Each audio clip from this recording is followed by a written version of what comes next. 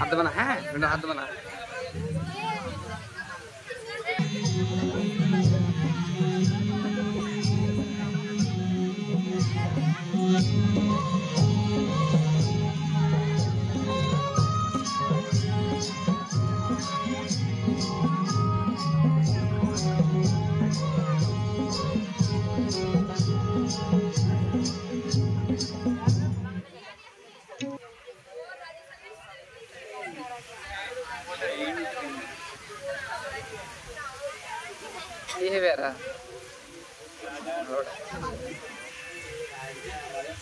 এক যে ছিল রাজা, রাজার ভারী অসুখ।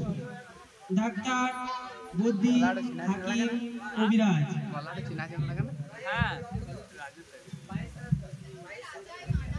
সব দলে দলে আসে আর দলে দলে ফিরে যায়। অসুখ যে কি তা কেউ বলতে পারে না, অসুখ সারাতেও পারে না। অসুখ তো আর সত্যিকারের না, রাজামশাই খালি বলেন ভারী অসুখ, কিন্তু অসুখটা যে কি তার কেউ খুঁজে পায় না।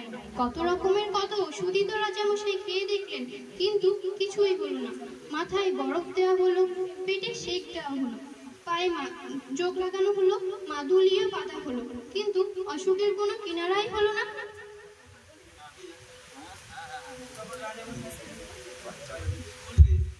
দূর করে দাও ওই অপদার্থগুলোকে, আর ওদের পুঁথিপত্র যা আছে কেড়ে নিয়ে জ্বালিয়ে দাও। এমনি করে চিকিৎসকেরা বিদায় হলেন। ভয়ে আর কেউ রাজার বাড়ির দিকে যায় না। তখন সবার ভাবনা হলো, তাই তো রাজামশাইকে শেষটায় বিনা চিকিৎসাতেই মারা যাবেন। এমন সময় কোথা থেকে এক সন্ন্যাসী এসে বলল, হর হর মহাদেব, হর হর মহাদেব। অসুখ সারাবার উপায় আমি জানি, কিন্তু বড় শক্ত। তোমরা কি সব করতে পারবে? খুব পারবো, জান দিতে হয় জান দেব। এমন সময় প্রথমে এমন এক লোক খুঁজে আনো যার কোনো ভাবনাই নেই, যার সব সময় হাসি লেগেই আছে, সব সময় সব অবস্থায় খুশি থাকেন। তারপর সেই লোকের গায়ে জামা যদি রাজামশাই একটা দিন পরে থাকেন আর সেই তোষকে একটা রাত্রি ঘুমিয়ে থাকেন, তাহলে সব রোগ সেরে উঠবে। কিন্তু চমৎকার কথা।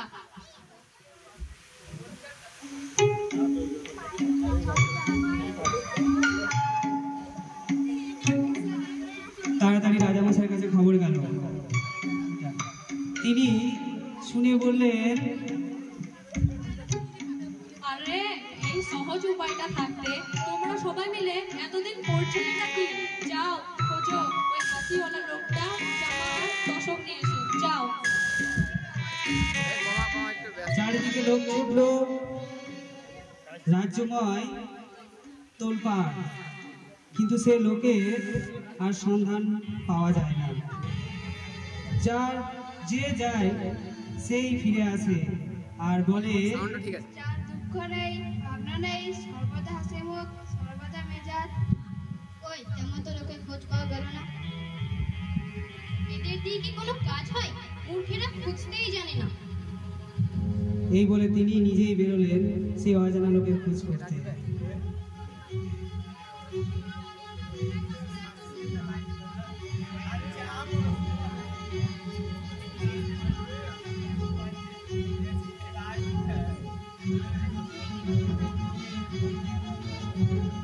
পেছে না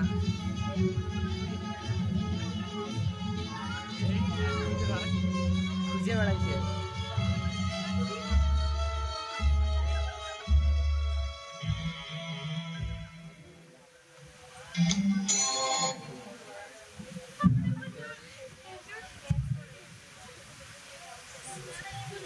কাছে এক মস্ত দালানের সামনে তিনি দেখলেন মেলা লোক জমে গিয়েছে, আর এক বুড়ো শেঠজি হাসি মুখে তাদের চাল, ডাল, পয়সা আর কাপড় দান করছে। মন্ত্রী ভাবলেন, বাহ, এই লোকটাকে দেখে তো বেশ হাসি খুশি দেখাচ্ছে। ওর তো অনেক টাকা পয়সাও আছে দেখছি, তাহলে ওর দুঃখই বা কিসের, ভাবনাই বা কিসের? ওর থেকে একটা জামা আর তোষক চেয়ে নেওয়া যেতে পারে। মন্ত্রীমশাই এরকম ভাবছেন, ঠিক সেই সময়েই একটা ভিখারি করেছে কি, ভিক্ষা নিয়ে শেঠজিকে সেলাম না করে চলে যাচ্ছে। আর শেঠজি রাগ দেখে কি, বলছে ভাগ করতে পারেন, দেখতে পাই না তো কাগজ, সব এক জায়গাতে জড়ো হয়ে আছে। হ্যাঁ, এত বড় সাহস, তোমাকে সালাম না দিয়ে ভিক্ষা নিয়ে চলে যাচ্ছিস? জি আমার ক্ষমা করে দিন। এর কোনো ক্ষমা নেই, আমার ভিক্ষা দে। এই যা বুড়িয়ে ফেলতে তিনি ভিখারিকে গাল দিয়ে জুতো মেরে তার ভিক্ষা কেড়ে নিয়ে তাকে তাড়িয়ে দিলেন। ব্যাপার দেখে মন্ত্রীমশাই মাথা নেড়ে সেখান থেকে শুয়ে পড়লেন। তারপর নদীর ধারে এক জায়গায় তিনি দেখলেন একটা লোক ভারী মজার হাসির গান করছে, আর তা শুনে চারিদিকের লোকেরা হো হো করে হাসছে। মানুষ যে এত রকম হাসির ভঙ্গি করতে পারে তা শুনে একেবারে অস্থির হয়ে উঠলেন। তিনি লোকটার গান শুনে আর তামাশা দেখে একেবারে হেসে অস্থির হয়ে উঠলেন আর ভাবলেন, এই আমুদের লোকটা থাকতে কিনা আমার লোকগুলো সব হতাশ হয়ে ফিরে যায়।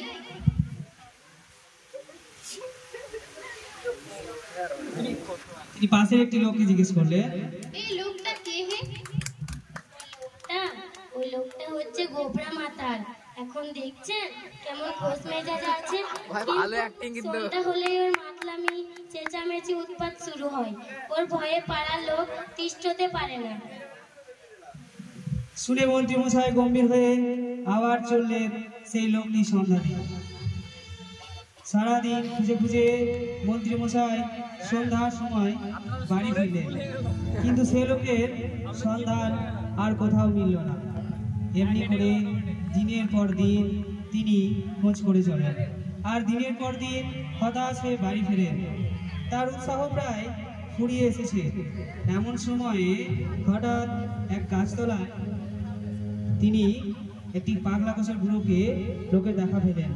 লোকটার মাথা ভরা চুল, মুখ ভরা দাড়ি, সমস্ত শরীর যেন শুকিয়ে দড়ি হয়ে গিয়েছে। সে একা একা বসে আপন মনে কেবলই হাসছে, কেবলই হাসছে। মন্ত্রী বললেন, ये भाई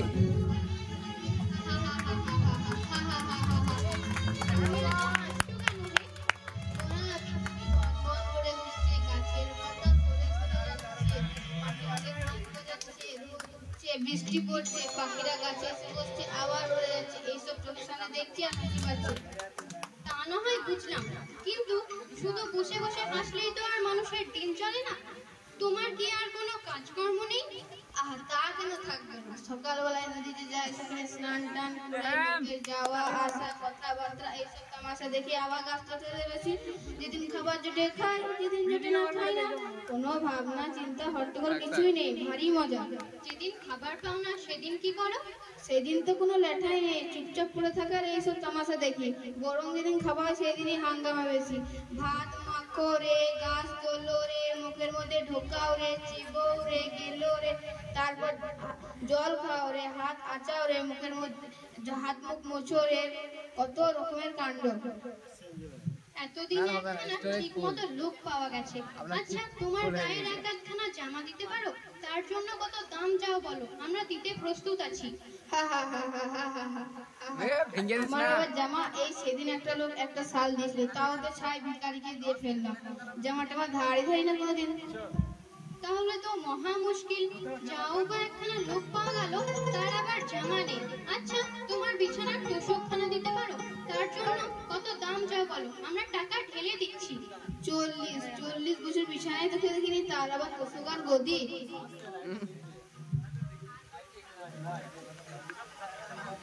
জামাও গায়ে দাও না, লেপ কম্বল বিছানাও সঙ্গে রাখো না। তোমার কি অসুখ করে না ছাই? অসুখ আবার কি? অসুখ টসুখ ও সবাই বিশ্বাস করে, যারা কেবল অসুখ অসুখ ভাবে তাদেরই খালি অসুখ করে।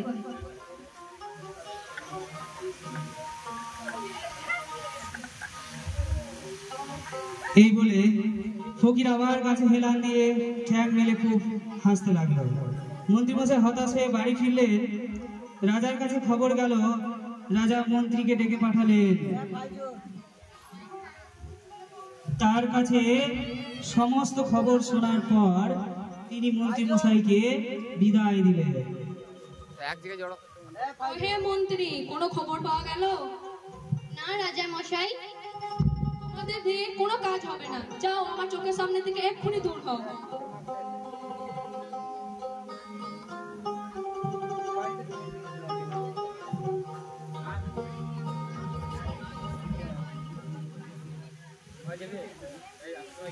আবার সবাই ভাবতে বসলো এখন কি হবে। চিকিৎসাও হলো না, অনেক কষ্টে যা একটা উপায় পাওয়া গেল সেটাও গেল ফসকে। সবাই ফসে বসে এ ওর মুখ চায়, দীর্ঘশ্বাস ফেলে আর বলে, না আর তো বাঁচাবার উপায় নেই, আর তো বাঁচাবার উপায় দেখছি না। ওদিকে রাজামশাই ভাবতে বসেছেন,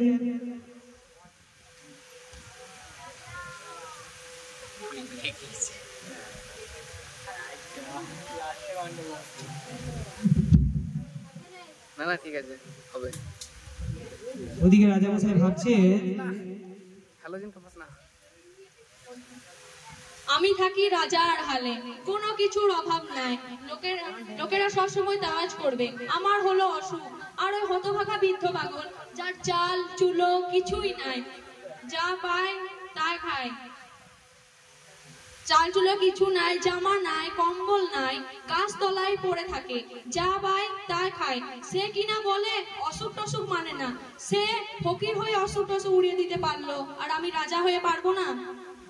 তারপর তিনি রাজা ঘুম থেকে উঠে পাত্রমিত্র সবাইকে ডেকে বললেন, যা হতভাগা মুখগুলো সবাই বসকে যা, তোরা তো কিছু করতে পারলি না, দেখ আমি নিজের অসুখ নিজে সারিয়ে দিয়েছি।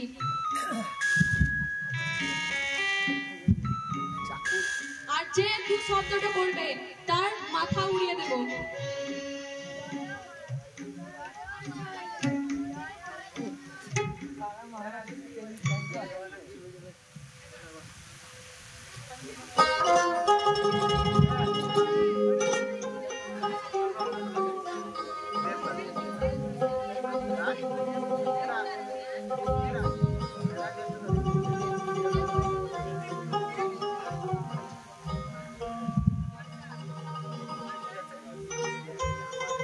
আমাদের রাজার অসুখ এই নাটকটি এখানে সমাপ্ত হলো। এই নাটকটিতে যারা যারা অভিনয় করেছে তাদের মধ্যে থেকে রাজার চরিত্রে চায় না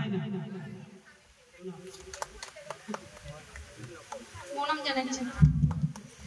মন্ত্রীর অভিনয় ছিল আসমা, সবাইকে প্রণাম। কবিরাজের অভিনয় করেছে অনু, সবাইকে প্রণাম জানালাম। কোটাল এবং সেনাপতির অভিনয় ছিল শান ও সাজিদ। সবাইকে প্রণাম। নমস্কার। শেঠজির অভিনয় করেছে মায়া। সবাইকে প্রণাম জানালাম। সন্ন্যাসীর অভিনয় ছিল সুহানা। সবাইকে প্রণাম। শেষ ভিখারিনীর অভিনয় করেছে সানা। সবাইকে নমস্কার। প্রথম পাগলের অভিনয় ছিল জুলকার। সবাইকে প্রণাম। এবং লোকের অভিনয় ছিল তসনি। সবাইকে প্রণাম। এবং আমাদের এই নাটকের অন্যতম শ্রেষ্ঠ আকর্ষণ, অন্যতম পাগল এবং বিশ্ব সেরা খ্যাতি অর্জনকারী একজন পাগল, যদিও আমাদের কাছে সে একজন শ্রেষ্ঠ অভিনেতা, তবুও আমাদের কাছে এখন শ্রেষ্ঠতম পাগল। স্যার হ্যাঁ, সবাইকে প্রণাম। সামনে বলে যা।